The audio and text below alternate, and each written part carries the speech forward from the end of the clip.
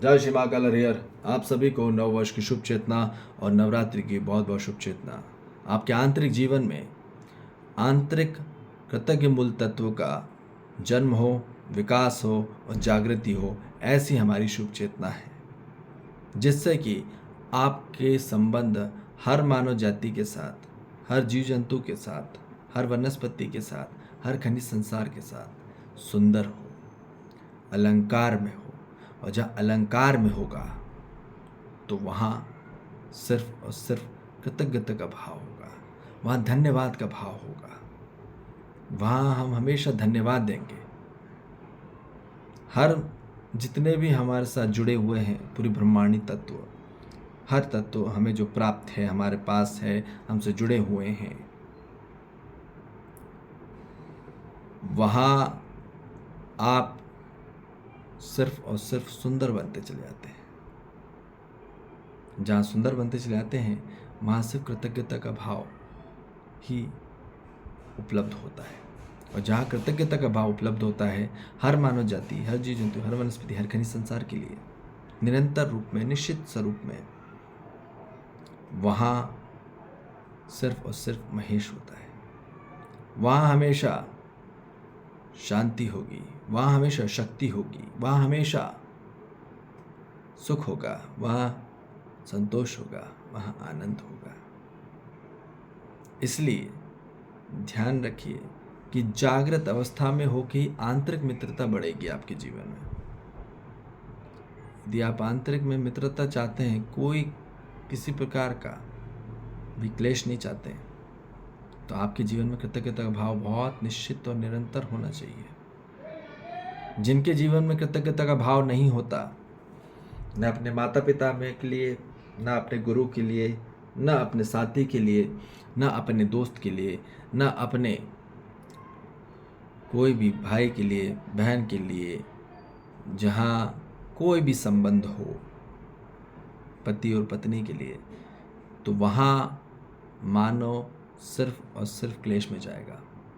इसलिए जहाँ कृतज्ञता का भाव नहीं होता, वहाँ सिर्फ और सिर्फ लड़ाई होती है, वहाँ सिर्फ घृणा होती है, वहाँ सिर्फ तुलना होती है, वहाँ सिर्फ प्रतियोगिता होती है, वहाँ सिर्फ हर मानव लड़ता रह जाता है। हर घर की बात बोल रहे हैं हम, हर घर में। तो जब तक मानव के अंदर अहंकार होगा तो वहाँ कृतज्ञता नहीं हो सकती, बात निश्चित है। और जहाँ कृतज्ञता का भाव नहीं है, वहाँ सिर्फ निंदा होगी, वहाँ सिर्फ क्लेश होगा, वहाँ सिर्फ क्रिटिसाइज होगा, वहाँ सिर्फ टकराव होगा, वहाँ सिर्फ कोलैप्स होगा, वहाँ द्वेष होगा, वहाँ दुखी होगा, पीड़ित में होगा, संकट में होगा, कष्ट में होगा।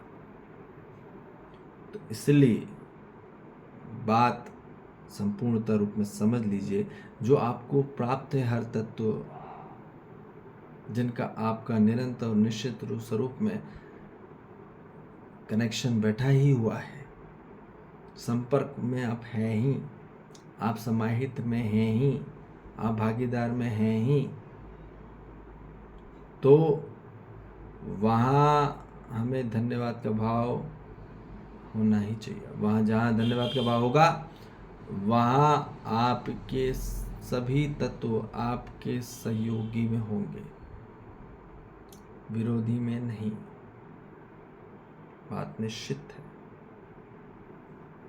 तो इसलिए निरंतर स्वरूप में मानव जाति और जीव जंतु, वनस्पति, खनिज संसार के लिए धन्यवाद देते चलिए, क्योंकि इनके बगैर आप एग्जिस्ट नहीं कर सकते। जल तत्व, अग्नि तत्व, वायु तत्व, धरती तत्व, आकाश तत्व, इन 5 तत्वों के प्रति निरंतर धन्यवाद का भाव से आप संपन्न हो, ऐसी हमारी शुभ चेतना। क्योंकि धन्यवाद देंगे तभी आपके जीवन में शांति होगी, संतोष होगा। बगैर कृतज्ञता के भाव के आपके जीवन में वात्सल्य नहीं हो सकता, आपके जीवन में किसी प्रकार की श्रद्धा नहीं हो सकती, आपके जीवन में कोई विश्वास नहीं उत्पन्न होगा और ना ही प्रेम उत्पन्न होगा।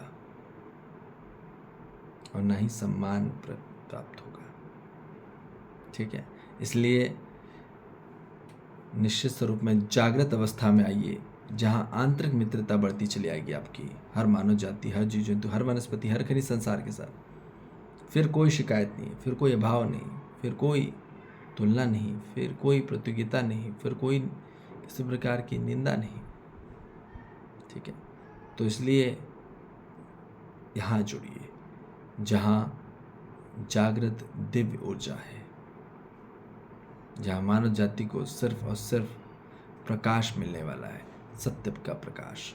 सत्य की खोज करिए तो आपके जीवन में प्रकाशम ही प्रकाशम होगा। ठीक है जी, जय श्री महाकाल, हरे हर।